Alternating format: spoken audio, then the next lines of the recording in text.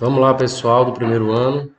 Bem, pessoal, hoje a gente vai iniciar a nossa primeira aula de revisão de matemática, tá? Do primeiro ano do ensino médio, tá? Lembrando a vocês, peço a vocês que vocês continuem fazendo as atividades do Tarefa Online, também as atividades do livro, entre em contato comigo para tirar as dúvidas através do WhatsApp, tá ok? Nos dias que estão no cronograma.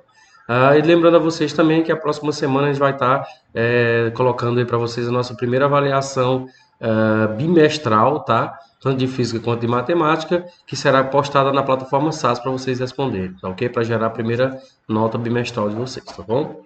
Então vamos lá, pessoal. Hoje a gente vai falar basicamente sobre os três tipos, né? A parte de estudo geral das funções, função afim e função quadrática, tá? A gente vai falar especificamente sobre a parte de álgebra, que foi o que foi mais trabalhado durante as aulas com vocês, tá ok? E hoje a gente vai começar falando agora sobre conceitos iniciais ou estudo geral das funções, tá? A gente vai falar um pouco sobre par ordenado, tá, pessoal? Lembrando que essa aula é uma aula um pouco mais rápida, tá? Porque a gente já explanou bem esses assuntos, então a gente vai estar falando um pouco mais rápido durante as aulas, tá? Dos slides, tá? Então, par ordenado, entendemos por par ordenado, conjunto de dois elementos, tá? Que é colocado no plano cartesiano, ou seja, no plano x, y, lembrando que o x é o eixo do domínio e o y é o eixo das imagens, tá? E cada par ordenado desse gera um ponto no plano cartesiano, tá? Então, aqui a gente tem um exemplo, lembrando que o x e o y também pertencem ao conjunto, são números que pertencem ao conjunto dos números reais, tá? Ou seja, a gente só trabalha aqui no plano x, y, ou plano cartesiano com números reais, tá bom? Então a gente tem uns exemplos de pares ordenados, né? Aqui gerado por esses dois conjuntos A e B. Então eu tenho aqui dois números, lembrando que o primeiro número sempre é a coordenada x, o segundo número é a coordenada y. Então ele coloca aqui o conjunto de pares ordenados formado pelo esse produto cartesiano de A por B, né? Desses dois conjuntos, tá? Aqui é a forma gráfica do par ordenado, tá, pessoal? Ou seja, é a representação gráfica de cada ponto no plano cartesiano, gerado por um par ordenado qualquer. Então, você tem você gera um ponto aqui no plano cartesiano, ó, você tem dois valores, né? Um valor de x e um valor de y, você gera um ponto no plano cartesiano, e esse valor ele é chamado de par ordenado, tá, pessoal? Então, você tem aqui várias representações de pares ordenados para cada um aqui dos produtos cartesianos que são gerados por esses dois conjuntos aqui, tá? Bem, a relação binária, né, que ele chama, né, basicamente a relação entre o valor de x e o valor de y no plano cartesiano, tá? E essa relação binária, como eu já disse para vocês, né, ele até mostra que a relação binária R do produto cartesiano A e B que y é consecutivo aqui no caso aqui do wx, tá? Para esse tipo de função que ele colocou aqui, mas na realidade para a relação binária quer dizer que para cada tipo de função, lei de transformação, você tem um valor em x, ou o valor do domínio, que leva um valor na imagem. Então essa é a relação binária que monta, que nesse caso te dá o par ordenado, tá? Ou seja, o ponto no plano cartesiano, que é através de vários pontos no plano cartesiano que você descreve a sua função, tá, pessoal? Isso vale para qualquer tipo de função, tá bom? Ou seja, essa teoria ela é geral, tá ok? Bem, a gente tem também a representação em diagramas de flechas, né? Eu lembrei já para vocês e a gente vai só falar aqui um pouco mais rapidamente o que seria domínio, contra domínio e imagem. Se você tem, por exemplo, dois conjuntos A e B, isso agora na representação de uma lei de transformação, transformando o número de um conjunto em um outro número real também em outro conjunto, tá? Então o domínio seria o conjunto formado pelos elementos que serão transformados, ou seja, que vão passar por uma lei de transformação, tá? Ou seja, a gente pode pensar no plano cartesiano como o conjunto dos valores que estão no eixo x, tá? Então são os primeiros elementos da relação, né? Ou seja, dessa lei de transformação. O contradomínio são todos os elementos que estão no conjunto imagem, que a gente pode dizer assim, porém, nem todos eles recebem flecha, não tem problema. E a imagem, a gente sabe que são os elementos que estão ligados ao conjunto dos domínios, né, pela lei de transformação, que nesse caso aqui é representado por essa flecha, tá, pessoal? Bem, aqui tem exemplos de diagramas de flecha para vários tipos de funções, tá? E aqui ele mostra, nesse caso aqui também, agora para um outro, né, aqui, uma outra lei de transformação, ele mostra aqui quem é o conjunto, o domínio, né, o contradomínio e o conjunto imagem, tá? Aqui ele mostra de novo aqui a a representação do par ordenado, né, ou até mesmo da lei de transformação, por exemplo, levando um número em x e um número y, e formando o par ordenado aqui numa representação no plano cartesiano, tá? Ou seja, vai para um esboço gráfico, tá? E aqui tem a definição básica do que seria a função, que nesse caso aqui, qualquer, né, para uma função genérica, ou seja, aqui é a definição geral de função, né? Então a gente se lê y igual a f de x na notação de Leibniz, ou seja, y é igual a uma função de x, tá? Para x pertencente aos reais e também y pertencente aos reais. Um conjunto do domínio e outro conjunto das imagens. Todos esses são um conjunto de números reais, tá, pessoal? E essa f de x é a lei de transformação que liga um conjunto do domínio a um número do domínio, né? Um valor numérico, ou seja, um valor real do domínio a um valor real na imagem, tá? Então, ele fala que a função é uma relação binária, que é um elemento x do conjunto, nesse caso A, que é o conjunto dos números reais, como a gente já viu, né, em várias vezes, corresponde a um único elemento do conjunto B. Ou seja, f de A em B se lê a função f de A em B, né? Para representação de diagramas, a gente tem esse tipo de representação aqui, tá, pessoal? Lembrando que o R1 aqui, ele representa a lei de transformação da própria função, tá ok? Aqui tem outras representações também de outras funções, tá? E aí ele também faz uma classificação das funções, né, através dessas representações de flechas, tá? Isso aqui vou deixar para vocês olharem com mais calma, mas a gente já viu isso já foi bem colocado para vocês, tá, pessoal? A partir daquelas colocações que ele faz no diagrama de flecha, eles classificam as funções como injetora, bijetora e subjetora, tá bom? Cada uma delas tem características específicas. Aqui ele explica de novo o que é domínio contra domínio e imagem, tá? De uma função. Agora, numa representação de flecha ou no diagrama de Venn, a gente poderia até falar assim também. Lembrando que aqui é para uma função específica, esse f que é a lei de transformação que leva um número real em A a um número real em B, tá? Lembrando que esses conjuntos A e B sempre são conjuntos dos números reais, tá? E aqui ele define de novo o que é o domínio contra domínio. Domínio contra domínio é a imagem dessa representação aqui em diagramas, certo? Dessa lei de transformação ou função, tá, pessoal? Bem, aqui ele mostra a representação agora mostra como calcular a imagem, né, através de uma função, através de valores de domínio, tá? Certo? Aqui a gente pode observar que a gente tem uma função polinomial de primeiro grau, tá? Onde a gente tem a lei de transformação é do tipo x mais 2, tá? E aqui a gente tem, para cada valor de x, eu obtenho, obviamente, o valor de f de x ou o valor de y, seguindo a lei de transformação para cada tipo de função, tá, pessoal? Aqui ele está apenas colocando uma função específica, tá?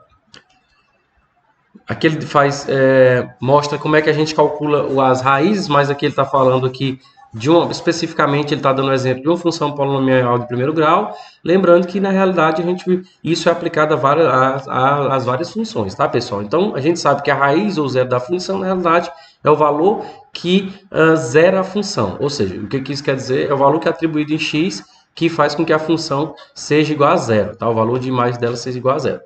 Então na função f de r em r, dada por f de x igual a x mais 2, né? Nesse caso, o que ele quer, para a gente poder saber qual valor de x quiser essa função, a gente basta igualar a minha função a zero, tá? Fazendo isso, a gente cai numa equação de primeiro grau, resolve ela e encontra o x que zera a função. Se for uma função de segundo grau, a gente vai fazer o mesmo procedimento. Iguala a função a zero e faz o mesmo procedimento, porém, a gente tem um método específico para poder encontrar as raízes, como ela é uma função polinomial de segundo grau, que é o que nós chamamos de método de Bhaskara, tá? Então, a gente resolve isso e encontra os zeros das funções. Mas, de maneira geral, para essas funções, a ideia de encontrar a maneira, ou seja, o método de você encontrar as raízes da função é essencialmente o mesmo, tá bom? Tudo bem, pessoal. Dentro das várias funções, a gente pode classificar ela, né, por algumas características que elas têm em comum, como injetora, objetora e sobrejetora, tá, pessoal? Para uma função injetora, a gente define da seguinte forma: se a função ela for uma função de A em B, nesse caso A sendo o domínio e B sendo a imagem, para quaisquer elementos distintos de A, x1 e x2 diferentes, ou seja, se você pega dois elementos do domínio diferentes, tá, correspondente a dois elementos diferentes da imagem, nós dizemos que essa função ela é classificada como injetora, ok?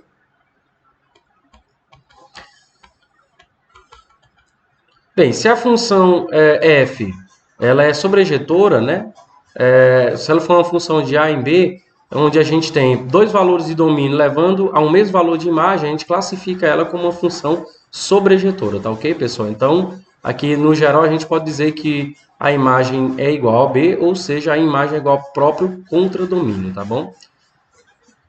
Isso é a característica básica das funções sobrejetoras. Para a função bijetora, a gente sabe, obviamente, que para ela ser bijetora, ela tem que ser injetora e sobrejetora ao mesmo tempo, como a gente já tinha visto anteriormente nesse mesmo slide, porém numa aula anterior, tá bom? Bem, como a gente já falou para vocês, né, a gente consegue através do, da análise, né, do domínio da imagem da função, saber se a função existe, tá? Então, isso eu expliquei várias vezes para vocês. Vocês podem, a partir da análise do domínio da função, ou seja, mostrar se ela existe ou não, tá, pessoal? Então, ele mostra aqui nesse slide, ele quer determinar o domínio da função R. Nesse caso, eu quero determinar o conjunto de R formado por todos os valores possíveis, tá? Então, todos esses valores possíveis, obviamente, são os domínios de R. Então, a gente vai ver só um exemplo aqui prático, né? Você tem aqui uma função A do tipo fx igual a 3 mais x sobre 2x menos 5. Obviamente, para esse tipo de função, a gente precisa ter uma restrição aqui, ou seja, existem valores de imagem nos quais essa função deixa de existir, né? Valores de domínio. Então, o primeiro valor de domínio aqui para x seria o valor no qual zera essa parte de baixo aqui, no caso esse denominador. Porque se zerar esse denominador, isso aqui vira uma determinação matemática. Então, ele faz o cálculo, né? Observa que, obviamente, necessariamente esse valor do denominador tem que ser diferente de zero para que essa função exista, tá? E ele encontra que o x diferente de 5 meios. O que isso quer dizer? Que o domínio dessa função é qualquer valor de x pertencente ao conjunto dos números reais, tal que tem que ser excluído 5 meios, ou seja, menos o 5 meios, tá ok? Pode ser qualquer valor menos os 5 meios, tá bom? Então esse é o domínio da minha função, ou seja, aqui na realidade é uma maneira de você saber em quais valores de domínio a função existe, tá bom? Aqui ele mostra mais algumas funções, também, né, ideias de como encontrar o domínio da função, ou seja, saber explicitamente como se ela existe, observando os intervalos, nesse caso, de domínio, tá? Aqui agora com uma restrição do tipo uma raiz, tá? Bem, a gente tem outra classificação das funções, que nós chamamos de função inversa, tá, pessoal? A função inversa, né, seja uma função A e B bijetora, chama-se a função inversa de f, nesse caso aqui dessa função, a função que o domínio dessa, né, da minha f, ela é a imagem da minha g. Nesse caso, essa g sendo a minha inversa da f, né? E a imagem dessa é o domínio dessa, ou seja, ela é realmente a função inversa que, em uma notação mais conhecida, a gente chama de f a menos 1. Né? Na realidade, aqui não é a função elevada a menos 1, mas sim a representação da inversa dela, tá? Então, aqui ele mostra um exemplo para uma função do tipo f de x mais 5, tá? Então, temos alguns valores aqui de domínio e valores de imagem, e observa-se que, na realidade, o que aconteceu para esse tipo de função foi que os valores de imagem dessa são os valores de domínio dessa, os valores de domínio dessa são os valores de imagem, né? Então, a gente tem uma inversão aqui para os valores, ou seja, o par ordenado aqui seria 1 e 6, tá? Aqui é 6 e 1. Então, a gente tem aqui agora a flecha nessa direção, mostrando que essa é a inversa dessa função aqui, tá, pessoal? Existe a maneira prática, o método prático também da gente poder encontrar a função inversa que ele coloca nesse slide, tá, pessoal? Então, essa maneira prática, né, que eu já expliquei para vocês no outro slide, eu vou deixar para que vocês olhem com calma, tá? E qualquer dúvida, vocês podem entrar em contato comigo pelo WhatsApp. Mas é um método prático, ele é aplicado dessa forma em qualquer tipo de função, tá bom? Existe também o que nós chamamos de função composta, né? A função composta, pessoal, é uma função no qual o domínio dela é uma outra função. É basicamente isso. Então, a gente tem, por exemplo, aqui a g, essa notação 0f de x, esse símbolo aqui quer dizer a f composta dentro da g. O que isso quer dizer? Que o domínio da minha função g é a própria f de x. Se a f de x, nesse caso aqui, ele colocou como sendo 0,1x, tá? E a minha g de x é 12 vezes x, no lugar de x eu vou colocar 0,1x. Quando eu coloco isso, eu obtenho 12 vezes 0,1x, Portanto, a minha f composta na g é 1,2 vezes x, tá bom? Então, é basicamente isso. É uma função no qual o domínio da função, dessa função é uma outra função, tá bom? Isso é o que é compor funções. Aqui mostra, na notação de diagramas, a composição de funções, tá, pessoal? Aqui tem alguns exemplos também, né, de mostrar como a gente encontra as funções, mas basicamente pelo aquele método que eu acabei de explicar para vocês, tá? E tem vários outros exemplos que vocês podem olhar com calma, tá? Aqui, pessoal, a bibliografia, eu acho muito interessante vocês dar uma olhada nesse material, vou deixar para vocês olharem aí, tá? Bem, a gente falou agora sobre o estudo geral das funções, ou seja, de uma maneira geral, do que seria as características básicas da função, as classificações dos tipos de função, né, quanto a algumas características específicas. Lembramos de como calcular os zeros ou valores que nós chamamos de raiz da função, né, para cada uma da função, se forem polinomiais, o grau vai mostrar a quantidade de raízes que ela tem, tá, pessoal? E agora que a gente vai falar sobre uma primeira classificação da função, que são as chamadas de funções afins, tá? Então, no contexto histórico, né, nasceu em Leibniz, né, esse cara aqui, né, o chamado Gottfried Leibniz, né, aos 15 anos ele entrou na universidade, aos 17 obteve o bacharel. Leibniz, na verdade, foi um dos maiores formadores da notação, né, na realidade, a notação que a gente conhece sobre função hoje em dia foi colocada e desenvolvida por ele, né, inferior apenas a Euler nesse ponto, né? Não é responsável pela moderna notação para a função, mas ela é que se deve pela palavra função, praticamente no mesmo sentido em que ela é usada hoje em dia. Na realidade, tudo, né, que foi colocado em função, que foi colocado todo o conhecimento, né, baseado em funções, todo o conhecimento que foi desenvolvido na ideia de funções foi diretamente feito pelo Leibniz e também pelo Euler, tá, ok? Bem, mas aí a gente pergunta, para que se estudar funções no dia a dia? E ele dá alguns exemplos de como, né, a gente encontra as funções no nosso cotidiano, tá? Lembrando para vocês aqui, a gente tem uma relação, por exemplo, do preço a pagar, né, por o número de pães, né, com um preço fixo, obviamente, por pão, tá? Isso aqui é o que nós chamamos de lei de composição, tá? Então, o preço a pagar que você paga por um pão na padaria, ele é diretamente proporcional à quantidade de pães que você compra. O que isso quer dizer? Se você compra mais pães, você vai pagar mais. Se você compra menos, você vai pagar menos. E o preço do pão, obviamente, é fixo, tá? Isso é uma ideia de função. Função polinomial de primeiro grau, mais especificamente uma função que não tem termo independente. A gente poderia até pensar assim, como eu já tinha explicado para vocês anteriormente. Tem mais alguns exemplos aí falando mais de uma maneira prática, né? Mostrando aí a aplicação de funções em, por exemplo, medições de terreno, tá? Vou deixar para vocês. Mas, de maneira geral, a definição mais formal da função, né? Nesse caso, uma função afim, ela é uma função do tipo f de R em R, né? E ela se chama afim quando existem dois números reais, A e B, obviamente, no qual eles obedecem a essa lei de composição. F de x do tipo igual a x mais b. Esse A vezes x, tá? A multiplicado por x, mais o que nós chamamos de termo independente. Lembrando que o x também é pertencente aos números reais. Então, essa é a função, né, polinomial de primeiro grau ou função afim. Esses A e B são valores reais, tá? O x é a variável independente, o f de x ou y é a variável dependente, tá? E o A e B são chamados de coeficientes da minha função. Lembrando que ela também tem uma representação gráfica, tá? A representação gráfica dela que a gente mais conhece, que na realidade é a única, né? Na realidade é a reta, mas a reta pode ser crescente ou decrescente. Tem algumas características relacionadas ao termo independente e a raiz também da função, tá? Que a gente vai mostrar mais à frente um pouco para vocês, né? Podemos representar os pares ordenados, a gente já sabe que é em um plano cartesiano, né? E esse par ordenado, né? A gente sabe que esse primeiro valor associado ao eixo das abscissas, ou valores de domínio, B, os valores das imagens, e isso me dá um ponto no plano cartesiano, né? Que é a representação do par ordenado, tá?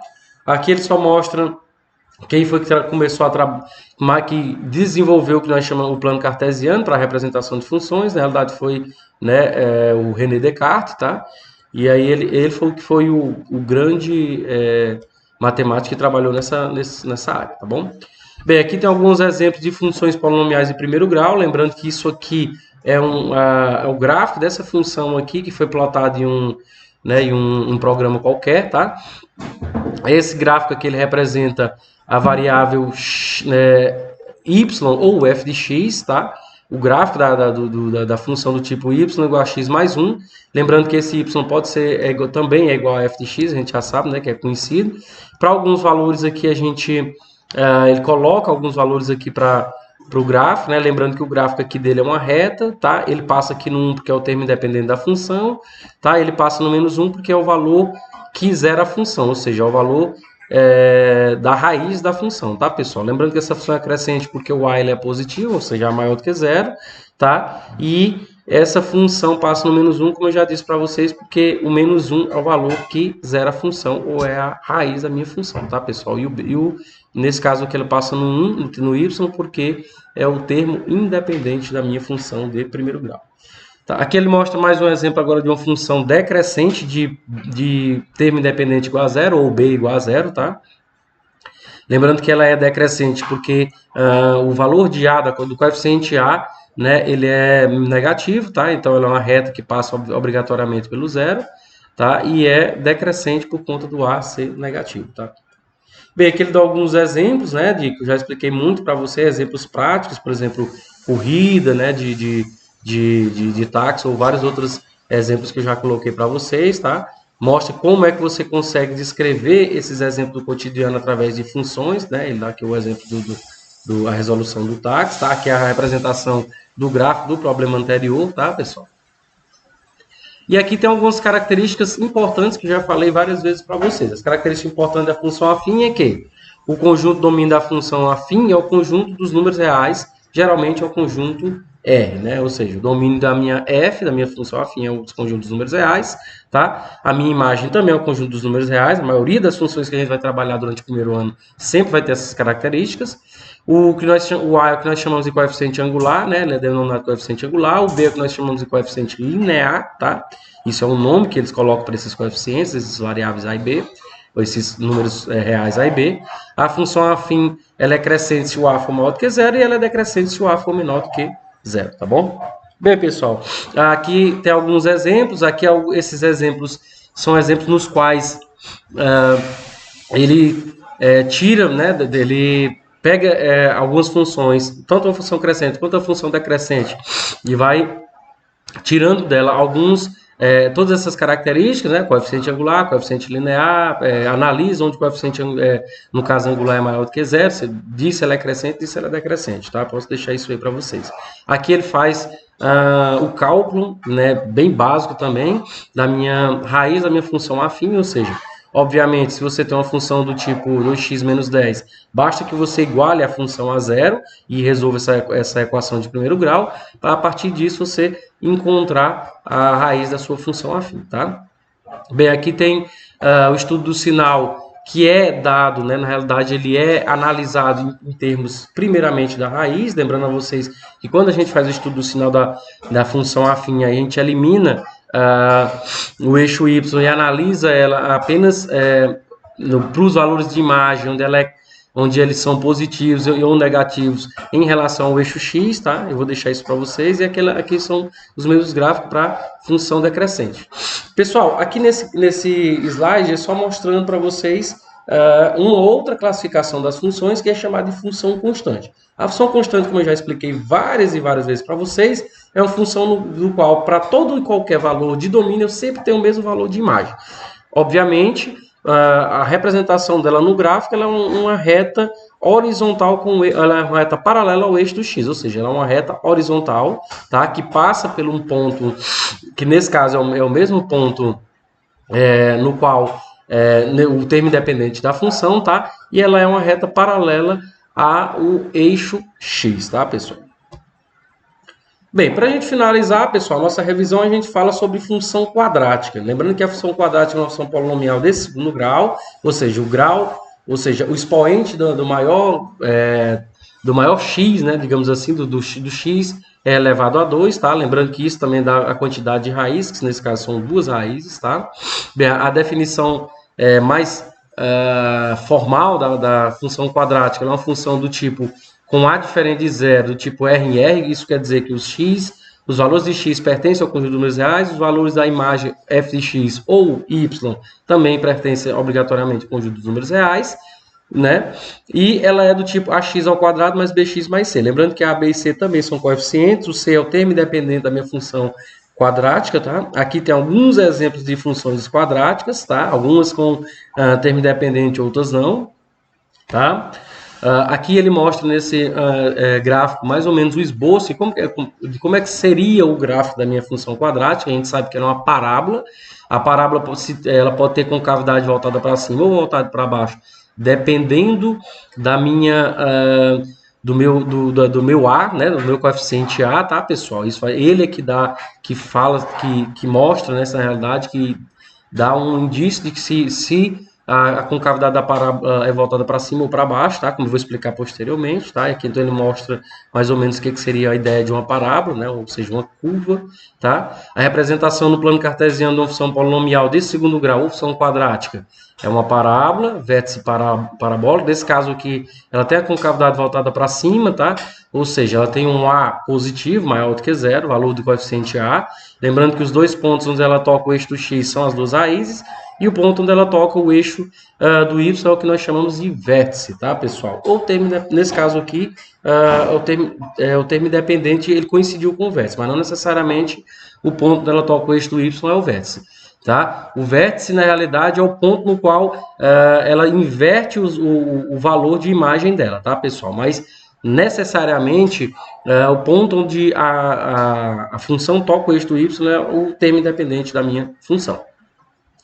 Aqui ele só está mostrando, né, o que seria, mais ou menos, de onde vem o termo parábola, tá? Pela representação geométrica pela a forma geométrica de uma antena parabólica, tá, pessoal? Aqui ele mostra o exemplo de uma função do tipo x ao quadrado, plotado aqui em um aplicativo, tá? Ou em um programa de computador, né? Nesse caso aqui no GeoGebra. Lembrando que aqui a f de x é igual a x ao quadrado.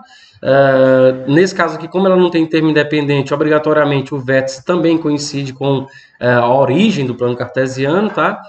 Lembrando para vocês que aqui ela tem a concavidade voltada para cima, porque x ao quadrado como é só x ao quadrado, a minha função aqui, ela não tem valor de b e c dela é igual a zero, porém o valor de a dela é igual a 1. Ou seja, se é maior do que zero, a concavidade dela é voltada para cima, tá, pessoal?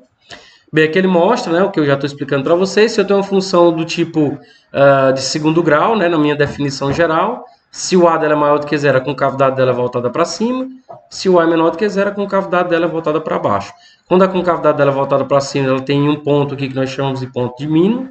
Quando ela é para baixo, a gente tem um ponto que nós chamamos de ponto de máximo, que é muito utilizado em problemas em física de lançamento horizontal, lançamento oblíquo. Tudo bem. Como encontrar as raízes da minha função polinomial de segundo grau? Método de Bhaskara, né? Basicamente, a gente já veio várias vezes, vocês já viram no nono, né? No oitavo e nono ano também, que na realidade, para você encontrar... para você resolver uma equação de segundo grau, né? Porque para a gente encontrar a raiz da função, a gente precisa igualar essa função a zero, tá? E aí eu caio numa equação de segundo grau, e para resolver ela eu tenho um método prontinho chamado de método de Bhaskara, tá? Que é esse método que utiliza essa fórmula, né? ou essa, tanto faz, tá? Essas duas fórmulas, esse valor que está dentro da raiz é chamado de delta. Para cada um delta eu tenho algumas características quanto às raízes, tá? Então, ou seja, se o delta for positivo, eu tenho duas raízes reais diferentes ou distintas, tá? Se o delta é igual a zero, eu tenho apenas uma raiz real. E se o delta é negativo, obviamente eu não tenho uma raiz real, porque não existe raiz real de número negativo, tá ok? Bem, aqui ele mostra um exemplo, né, de como calcular. Isso eu já expliquei para vocês em aulas anteriores, então vou deixar para vocês verem de novo essa aula de revisão, tá? Então, esse slide aí, ele pega uma função qualquer, do tipo x ao quadrado menos 6x mais 5, e encontra as raízes dela através do método de Bhaskara, tá, pessoal? Bem, a partir disso, ele analisa, né, nesse caso aqui, algumas características básicas. Você tem como fazer um esboço da sua função polinomial de segundo grau, função quadrática, apenas lembrando que onde ela toca o eixo do y é o ponto C, se o a é maior do que zero, ela tem a concavidade voltada para cima, e os pontos nos quais o meu gráfico toca o eixo do x, que nesse caso são dois pontos, são as raízes da minha função, tá? A partir disso, você já consegue construir o gráfico da sua função sem precisar estar atribuindo vários e vários valores, tá bom? Tudo bem.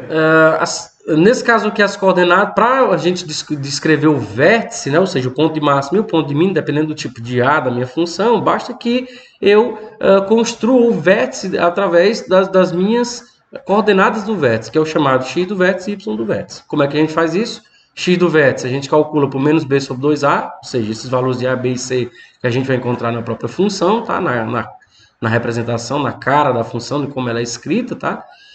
E o valor de y do vértice é menos delta sobre 4a. Lembrando que o delta é b ao quadrado menos 4ac, como a gente já viu várias vezes, já está, né, já tá bem acostumado com isso. Se o a for maior do que zero, a gente tem um ponto de mínimo, ou seja, o y do vértice é calculado por menos b sobre 4a e o x do vértice é calculado por menos b sobre a.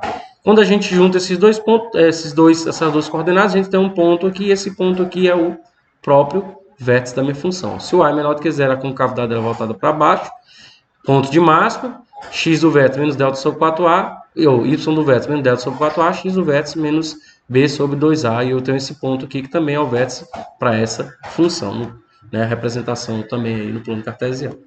Aqui ele vai fazer um exercício calculando x do vértice e y do vértice para essa função aí, tá, pessoal? Isso já coloquei para vocês, vou deixar. E a gente finaliza falando sobre o estudo do sinal da função quadrática. Lembrando que o estudo do sinal da função quadrática, pessoal, como eu já expliquei várias e várias vezes para vocês, a função quadrática, quando a gente estuda o sinal dela, a gente divide ela em partes, tá? Então, a gente analisa entre as duas raízes, depois da raiz, né, os valores de imagem, estou falando de novo, valores de imagem, a gente analisa entre as duas raízes, analisa depois da raiz e antes das raízes, tá? Para essa função aqui desse tipo, que eu vou colocar para vocês, a gente vai fazer uma análise bem rápida, tá, pessoal? Então, você tem uma função do tipo x ao quadrado menos 4x mais 3, o valor de c é igual a 3, o de a é 1, o valor de b é igual a menos 4, tá? E a partir dessas características, a gente até consegue saber mais ou menos onde é o gráfico, qual é o gráfico dela, né? Nesse caso aqui, ele já deu... a gente já sabe que, como A é positivo, a concavidade voltada para cima, ele me deu aqui as duas raízes, que é 1 e 3, a gente pode calcular isso pelo método de Bhaskara, tá? Apenas igualando essa função a zero, e aí caindo em uma equação de segundo grau, e resolvendo lá pelo método de Bhaskara, tá? Lembrando que entre as duas raízes aqui, você percebe que os valores de imagem eles são negativos, eles são abaixo do eixo X, do eixo horizontal, tá?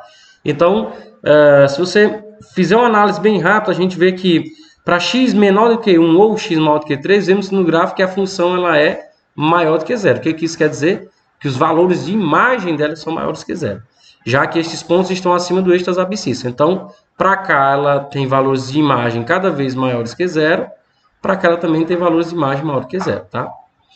Aí, para x igual a 1 ou x igual a 3, nós temos que a função ela é nula, ou seja, isso quer dizer que isso equivale às raízes da função, tá, pessoal? Então, a função ela é nula nesses dois pontos, tá? Para x entre 1 e 3, ou seja, entre as duas raízes, a função ela é menor do que zero. O que isso quer dizer? Que eu tenho valores de imagem, ou seja, representados aqui no eixo do y, menores do que zero. Então, para a função do tipo x ao quadrado menos 4x mais 3, que é a função que ele está analisando, se para o x pertencente às raízes entre 1 e 3, isso implica que f de x ela é menor do que zero, ou seja, ela é uma função que tem valores de imagem menor do que zero, valores negativos, tá? Para x igual a 1 e x igual a 3, a minha função é nula, ou seja, ali são os valores das duas raízes, valores de x nos quais zero é a função. E para x maior do que 1 ou x menor do que 3, x menor do que 1 ou x maior do que 3, a gente tem esses dois lados aqui, né? Que é para esse lado e para esse que são as funções, são os valores de imagem são maiores do que zero, tá, pessoal? Bem, para inequações a gente sabe que as inequações de segundo grau, a gente analisa elas apenas, lembrando que a gente tem uma desigualdade, tá? E aí, para resolvermos, né, existe um método, uma metodologia, né? Um método de você resolver essas inequações, né? Então, para resolvermos uma inequação de segundo grau, nós devemos estudar o sinal da função correspondente, tá? A equação, tá? Então, porque é o que a gente faz primeiro, iguala a sentença a zero. Nesse caso aqui, a sentença seria a equação de segundo grau igual a zero, tá? Localizar se existem as raízes, tá? Isso aqui é o procedimento que você faz, tá? No eixo X, e estudar o sinal correspondente. Então, a gente vai igualar ela a zero, Saber se existem as raízes, a partir das raízes a gente estuda o sinal e a partir disso a gente monta a solução para a minha inequação. A solução, obviamente, ela vai ser dada pela interseção, como a gente já viu em vários outros, inequação do primeiro grau e outros estudo de inequações de outras funções, tá? Então, a resolução de uma inequação polinomial de segundo grau ela é fundamentada no estudo da variação do sinal de uma função quadrada, conforme mostra no exercício resolvido a seguir. Então, a gente vai montar aqui, nesse caso aqui, se existem as raízes, vai analisar pelo estudo do sinal e fazer a interseção daqueles intervalos, e a partir disso a gente monta a solução, que é aquela solução que a gente sempre coloca nos finais dos exercícios X, né, que geralmente são dadas em intervalos, tá, pessoal? Logo porque trata-se de inequações polinomiais, tá bom? Bem, pessoal, essa era a aula de exercício que eu queria colocar para vocês. Sei que foi uma aula bem rápida, tá? Lembrando que esses slides são os mesmos slides que a gente já colocou em todas as aulas para vocês. Aqui só é uma maneira da gente poder estar revisando um pouco do que a gente já viu anteriormente, dizer para vocês para vocês estarem atentos aí a próxima semana que a gente vai estar publicando as provas bimestrais, tá? Pela plataforma SAS, e pedir a vocês para que, se tiverem dúvidas até lá, tá entrando em contato para a gente estar tirando essas dúvidas de vocês, tá, pessoal? Até a próxima e tchau, tchau.